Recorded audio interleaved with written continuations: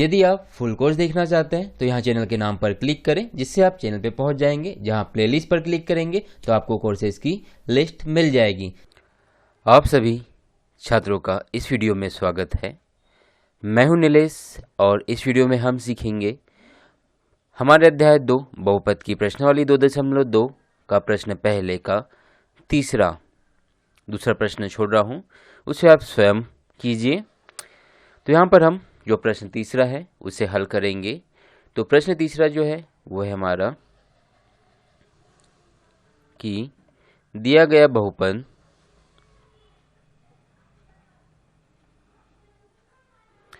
हमें जो रिप्रेजेंटेशन है, जो लिखने की स्टेप्स है, उसे इस प्रकार से लिखना है कि सामने वाले को नंबर काटने का मौका बिल्कुल भी नहीं देना है। तो इस प्रकार सारी चीज़ों को हमको नोट करना है। तो बिल्कुल किस प्रकार से स्टेप बाय स्टेप हल में होनी चाहिए ये इस प्रश्न में आप देख सकते हैं, और आपको भी यही चीज़ लिखनी है और आपको भी हल को इसी प्रकार से लिखना है। क्लियर है? तो दिया गया बहुपद है आपके तीसरे प्रश्न का 6x⁻2 ऋण 3 ऋण 7x है। यहाँ पे x⁻2 का पद है, फिर x बिना x वाला पद है और फिर x वाला पद है। तो ये क्रम थोड़ा सा आगे पीछे है, तो क्रम हम चेंज कर लेंगे। तो इस बहुपद को हम लिख सकते हैं 6x⁻2 ऋण 7x। तो लास्ट वाले पद को हम पहले लिख रहे हैं और ऋण 3 को बाद में, क्योंकि यह लिखने का ही सही तरीका होता है। घात के घटते क्रम में बहुपद को लिखते हैं। क्लियर है? बहुपद को घातों के घटते क्रम में या घातों के बढ़ते क्रम में लिखा जाता है। तो ये हुआ हमारा सही प्रश्न। अब सबसे पहले हम क्या करेंगे, इसे गुणनखंड निकालेंगे। अब हम जो बहुपद है उसके गुणनखंड निकालेंगे। तो उसके लिए पहले लिख लेते हैं 6x⁻2 ऋण 7x ऋण 3, फिर बराबरी से गुणनखंड निकालने के लिए हम मध्य पद या बीच वाले पद को तोड़ते हैं। तो पहला पद को हम जैसे का वैसा लिखते हैं 6x⁻2। अब बीच वाले पद को तोड़ना है तो कैसे तोड़ेंगे, तो उसके लिए हम यहाँ पे रफ में कुछ चीज़ आपको करना है। तो ये रफ वर्क है, इसको आपको अलग से करना है, परंतु मैं यहीं पे आपको करके बता रहा हूँ। तो इसके लिए x⁻2 का जो गुणांक है 6 और जो अचर पद है हमारा क्या है 3, उन दोनों को हम गुना करेंगे। कितना हो गया 6×3 18। अब आपको ऐसे दो नंबर चाहिए जिसको गुना करें तो कितना आ जाए 18 आ जाए, और जोड़े या घटाए तो जो x का गुणांक है वो आ जाए, मतलब 7 आ जाए। तो दो नंबर हो गए हमारे 9 और 2, 9 दूनी 18। जोड़ने घटाने पे कितना आना चाहिए आपका 7। तो 9 में से 2 घटाएंगे तो 7 आ जाएगा, परंतु हमें चाहिए यहाँ पे ध्यान से देखिए 7 के साथ है ऋण का चिन्ह, मतलब ऋण 7 चाहिए। तो हमें क्या चाहिए यहाँ पे ऋण 7। तो घटाने पे उत्तर में ऋण कब आता है, जब बड़ी संख्या के साथ ऋण होता है। और संख्या कब घटती है, जब एक ऋण में होती है और एक धन में। इसलिए 9 ऋण के साथ होगा और जो 2 है वो धन के साथ होगा। तो एक ऋण में है और एक धन में, इसलिए संख्या घटेगी और चिन्ह बड़े नंबर का आएगा। तो 9 का चिन्ह ऋण का, इसलिए ऋण का उत्तर के साथ आएगा। तो ऋण 9 धन 2 कितना हो जाएगा ऋण 7। तो मिल गया हमें दो नंबर 9 और 2, जिसका गुना करने पर आता है 18 और घटाने पर ऋण 7। तो बस अब ऋण 7 की जगह हम लिखेंगे इन दोनों नंबरों को। बस यहाँ पे आपको 9 के साथ भी x लिखना है और 2 के साथ भी x लिखना है। तो लिखिए ऋण 9x धन 2x। तो बीच वाले पद की जगह ये दो पद लिखे और ऋण 3 को हम जैसे का वैसा लिखेंगे। अब अगले पद में हम कॉमन लेंगे। एक चीज़ यहाँ पे देखिए कि ऋण 9x धन 2x, इसको हम हल करते हैं। तो धन ऋण ऋण 9 में x और 2x आपस में घट जाएंगे, तो 9x में से 2x गया, कितना आ गया ऋण 7x। तो इसको हल करने पे ऋण 7x मिल रहा है, मतलब हमने सही इसको लिखा है। अब पहले और दूसरे पद में से हम कॉमन लेंगे। तो कॉमन x निकल जाएगा क्योंकि दोनों जगह पर x है, तो लिख लिया x। अब 6 और 9, तो 6 और 9 में ऐसी कौन सी बड़ी संख्या है जिसके पहाड़े में दोनों आते हैं, वो है आपकी 3। तो मतलब 3x आपका कॉमन निकल गया। फिर हम लगा देंगे यहाँ पर एक कोष्ठक, फिर 3x हम कॉमन ले रहे हैं, तो 3x कॉमन ले रहे हैं मतलब हम 3x का भाग दे रहे हैं किसमें, 6x की घात 2 में। क्लियर। वास्तविक जो तरीका है वो क्या है कि 3x कॉमन लेना मतलब प्रत्येक पद में उसका भाग देना, जो उत्तर आता है उसको यहाँ पे हम लिखते हैं।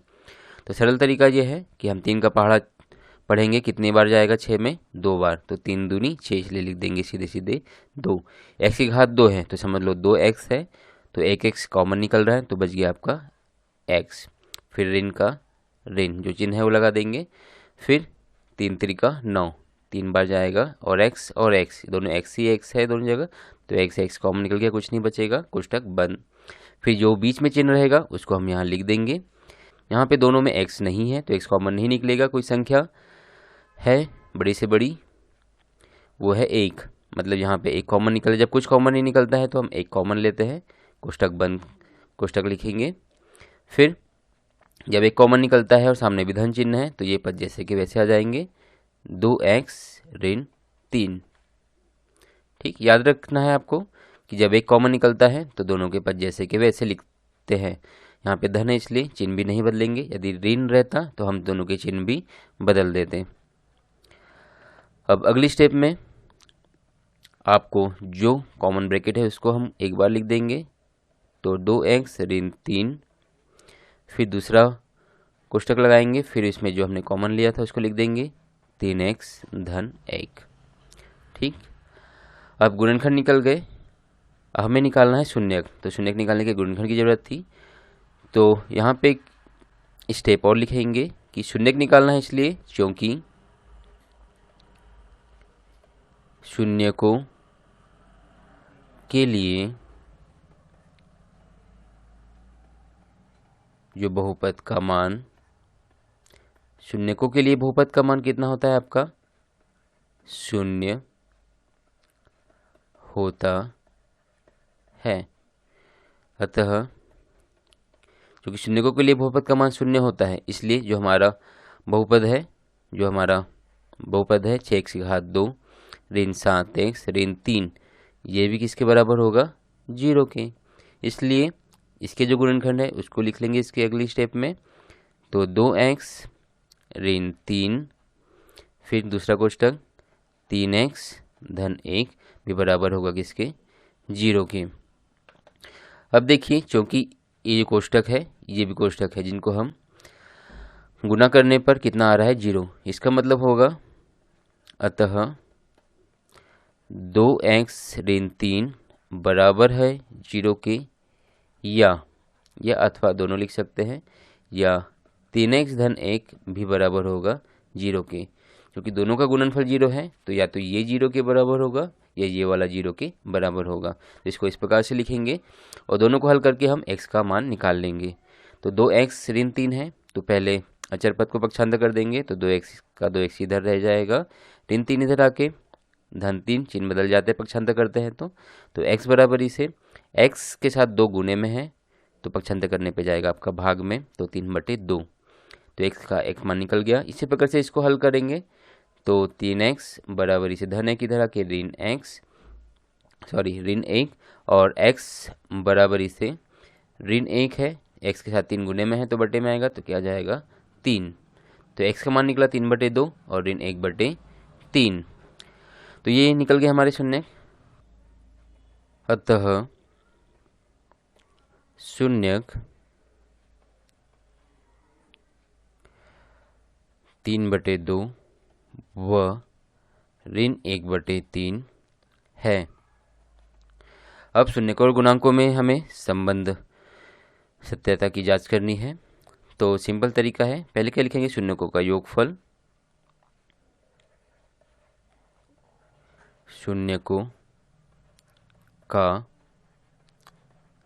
योगफल बराबरी से, इसको हम अल्फा बीटा के रूप में भी लिख सकते हैं, जैसे लिख सकते हैं हम अल्फा धन बीटा, योगफल को हम अल्फा धन बीटा से बताते हैं।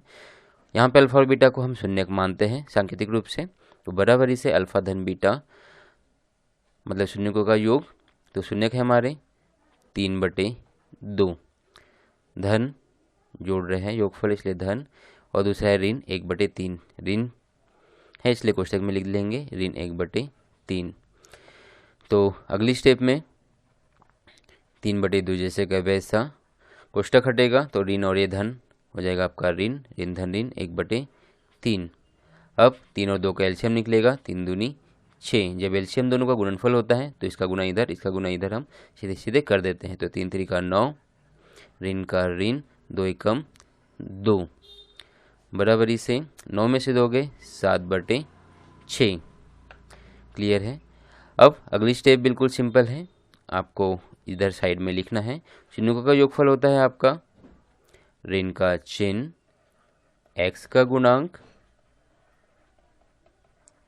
बटे में x⁻2 का गुणांक। तो इस प्रकार से लिख लेंगे। फिर प्रश्न में से देख के ये सीधे हम लिख लेंगे। तो ऋण है तो ये ऋण बटे की लाइन x⁻2 का गुणांक। तो x⁻2 का गुणांक है हमारे प्रश्न में x⁻2 का गुणांक है 6। तो लिख लेंगे हम नीचे x⁻2 का गुणांक नीचे है 6 और ऊपर है ऋण, तो ये ऋण लिखा, और ऊपर है x का गुणांक। तो x का गुणांक क्या है यहाँ पे हमारे पास ऋण 7। तो ऋण 7 को हम लिख लेंगे। तो ऋण है चिन्ह इसलिए कोष्टक लगाएंगे, फिर ऋण 7 को हम लिख लेंगे। तो बिल्कुल सिंपल तरीका है और आप इसको हल करेंगे तो आपको ये मिल जाएगा। ऋण ऋण धन हो जाएगा और बचेगा 7 और बटे में 6। तो यह संबंध सत्यापित हो गया कि जो शून्यक है उनका योगफल गुणांकों के बटे या इस रूप के बराबर है। अब शून्यकों का गुणनफल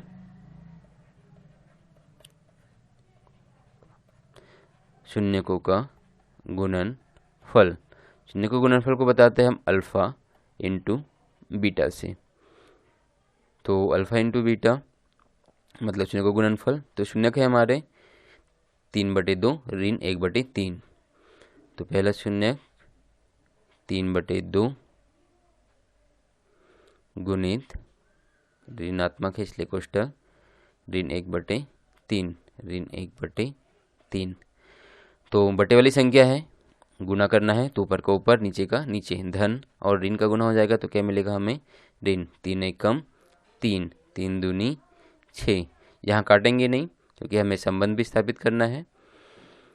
तो बराबर से फिर से एक बराबर की लाइन साइड में लिखेंगे हम जो सूत्र वाला होता है। तो शून्य को गुणनफल होता है, अंश में आता है आपका अचर पद और नीचे आता है x⁻2 का गुणांक। दोनों जगह पर ही x⁻2 का गुणांक बटे में होता है और ऊपर इसमें होता है ऋण x का गुणांक और इसमें होता है गुणनफल में अचर पद। अब हम सीधे प्रश्न से देख के लिख देंगे। तो अचर पद है हमारा प्रश्न में ऋण 3। अचर पद मतलब जिसमें x नहीं होता है या चर नहीं होता है, ऋण 3, और x⁻2 का गुणांक है हमारा 6। देख लीजिए x⁻2 का गुणांक है हमारा 6। तो सीधे सीधे हम यहाँ से देख के लिख लेंगे। तो ये और ये बिल्कुल समान आ रहा है, मतलब हमारा शून्यकों और गुणांकों में संबंध सत्य हुआ। इसके बाद चौथा और पांचवा प्रश्न देखने के लिए अगला वीडियो जरूर देखें। इस हल को एक बार और लिखने के हिसाब से देख लीजिए रोक के।